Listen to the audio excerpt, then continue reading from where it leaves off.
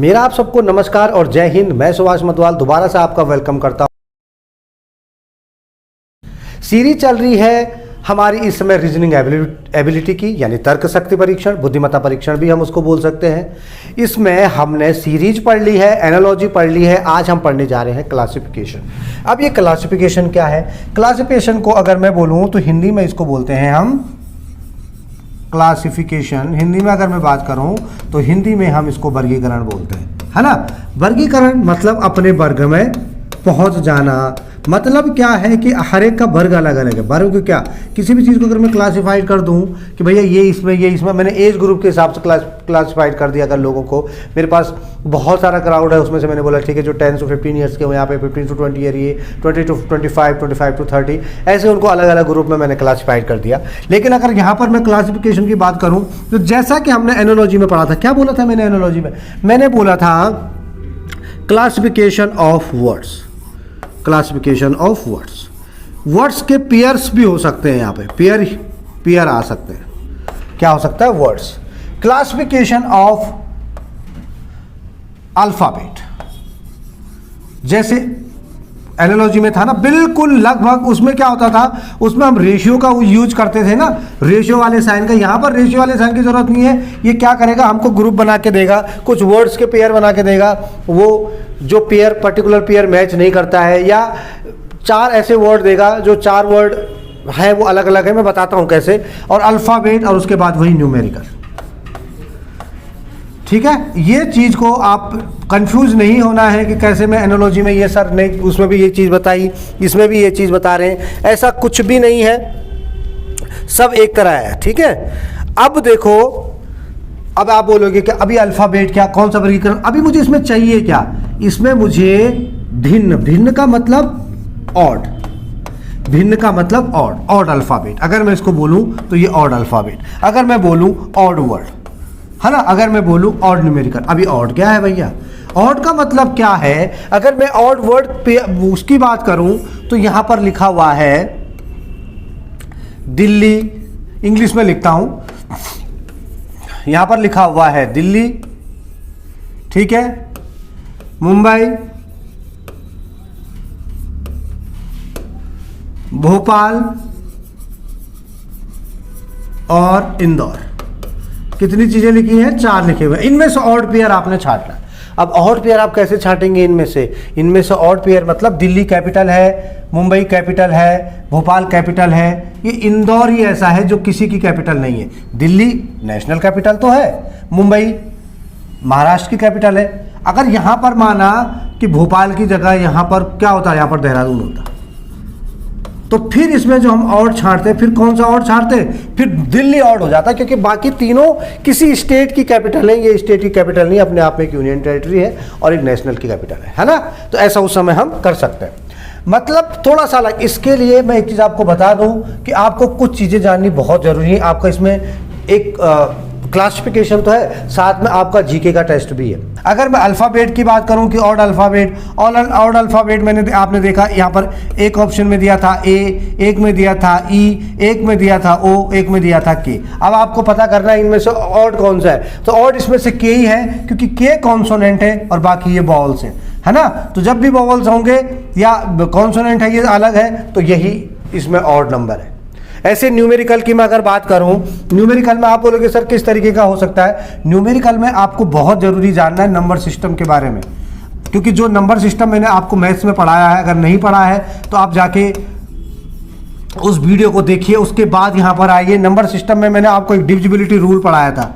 कौन सा रूल पढ़ाया था? Divisibility rule. डिविजिबिलिटी रूल में मैंने आपको एक चीज पढ़ाई थी कि भाई 2 का रूल क्या है डिवाइड करने का, 3 का रूल क्या, 4 का रूल क्या, 5 का रूल क्या, 6 का रूल क्या। अभी इस तरीके का आपके पास यहाँ पर आ जाएगा कि 3, 2, 1, ठीक है, 5, 1, 2, ये रहा 5, 2, 2, 6, 3, 3, 8, 2, 1। इनमें ऑड नंबर छांटिए। अभी आप कैसे ऑड छांटेंगे? आप बोलोगे चलो मैं ऑड नंबर कौन सा, ये भी ऑड है, ये इवन है, ये भी ऑड है, ये भी ऑड है, ये हो सकता है ये हो। लेकिन अगर ये ना हो के ये थोड़ा सा चेंज हो जाए, माना अभी आपको यहाँ पर ये इवन नंबर दिख रहा है, आप इसको सर्किल कर दो कि सर बाकी ऑड नंबर है, ये इवन है, ठीक है, मैं इसको 8 2 4 कर देता हूँ। अब 2 ऑड और 2 इवन हो गए। अब क्या करेंगे, अब हम ये करेंगे, देखो 3 का डिविजिबिलिटी रूल जिसको पता, देखो 3 से ये कैंसिल हो रहा है, 3 से ये भी कैंसिल हो रहा है, 3 से ये भी कैंसिल हो रहा है, 3 से ये कैंसिल नहीं हो रहा है, 3 से ये वाला कैंसिल नहीं हो रहा है, तो यही इस सीरीज का ऑड नंबर है या ऑड संख्या है। बात समझ में आई? मेरे कहने का मतलब ये है कि आपको वो इस तरीके से देगा कि उनमें कोई ना कोई जो 3 है ना वो चौथे से भिन्न है, जो चौथा है ना वो उस परिवार में मैच नहीं खाता, और वही ऑड नंबर है। ऐसे न्यूमेरिकल में होने वाला है आपके साथ, ऐसे आपके साथ होने वाला है अल्फ़ाबेट में, और ऐसे आपके साथ होने वाला है पेयर में। पेयर में क्या होगा, एक और चीज़ मैं दोबारा आपको पेयर में बता देता हूँ।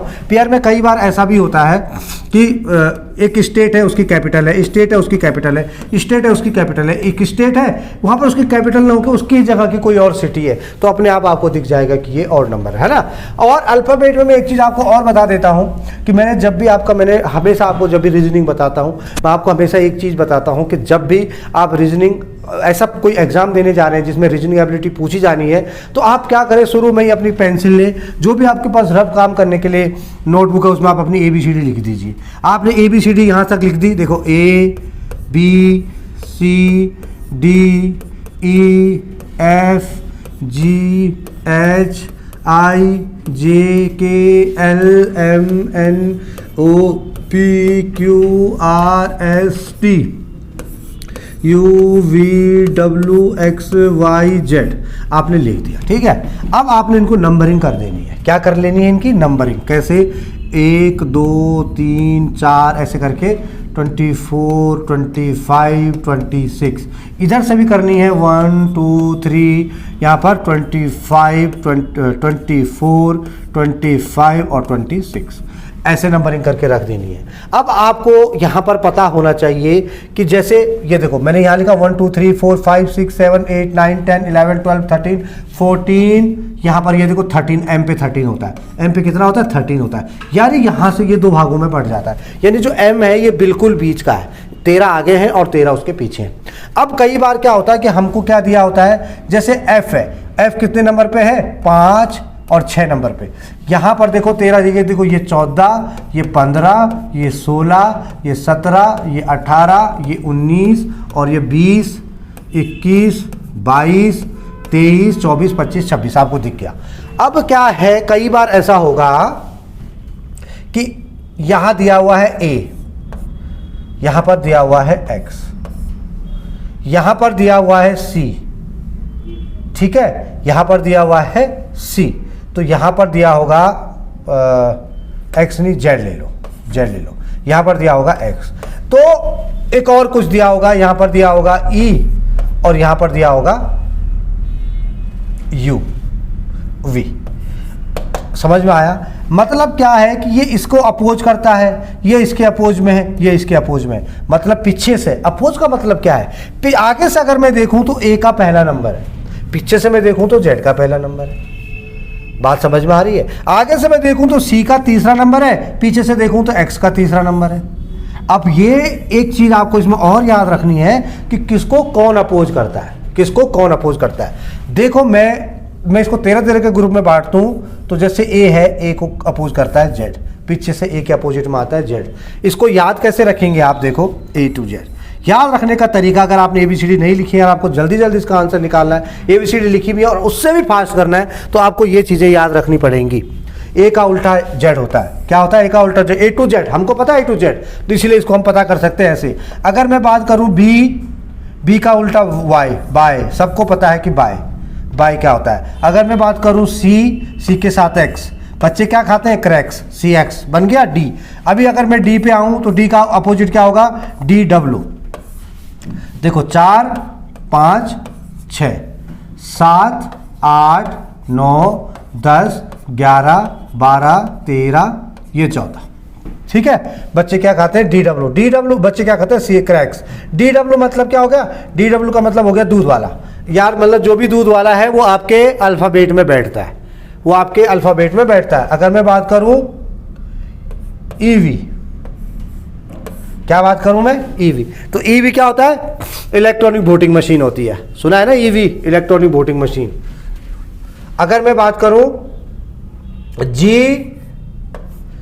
GU, अब ऐसे आप अपनी तरफ से जो आपको लगता है कि हाँ ये हो सकता है, मैं इसको इस तरीके से बना सकता हूं, आप ऐसे जो इंपॉर्टेंट है ऐसे को बना के रख दीजिए। यानी जैसे GU यहां तक आपने आगे किया, अब आपको जो अच्छा लगता है आप वो कीजिए। जैसे अभी अगर मैं आगे आगे बढ़ता जाऊं तो J है, J का अपोजिट हमेशा Q होता है। अगर आप करके देख लेना, J का Q होता है मतलब जयपुर की क्वीन। अगर ऐसी मैं L की बात करूं तो लव, L पता है ना आपको, LO लव लिखते हैं ना, लव क्या लिखते हैं? LOVE लिखते हैं। तो L का अपोजिट O, तो और V का अपोजिट E है कि नहीं है? V का E है कि नहीं है? कहाँ गया? ये देखो है ना VE। लव से आपको इसको याद रखना है। LOJQ। और I की बात करता हूं मैं, I मैंने छोड़ दिया। G। अच्छा H की बात करता हूं एक बार। H को मैंने आपको कल डिजिटली याद करने के लिए बोला था कि आप इसको डिजिटली भी याद कर सकते हैं। डिजिटली कैसे कर सकते हैं? या HS आप इसको लिख सकते हैं, हाई स्कूल लिख सकते हैं। HS हाई स्कूल करते हैं ना 10th पास, HS कर सकते हैं। अगर मैं I की बात करूं, I क्या होता है? I होता है इंडियन रेलवे यानी IR है। I के बाद I कौन से नंबर पे? देखो 8 9 10, 10वें पे। ये पीछे से N देखो कहाँ है? R, Indian railway. I देखो 1 2 3 4 5 6 जंप है, 7 8 9 10। देखो I आगे से भी 9 पे है और H 8वें पे है और S भी 8वें पे होगा पीछे से। ठीक है, ये देखिए IR मतलब इंडियन रेलवे। और J का मैंने आपको बता दिया। ठीक है, उसके बाद अगर मैं K की बात करूं तो KP आता है। मेरा सबसे अच्छा दोस्त जो है भैया वह KP है, KP। ठीक है, KP ऐसे करके याद कर लीजिए। अगर मैं L की बात करूं तो L में मैं आपको ऑलरेडी बता चुका हूं, क्या होगा? Love, LO।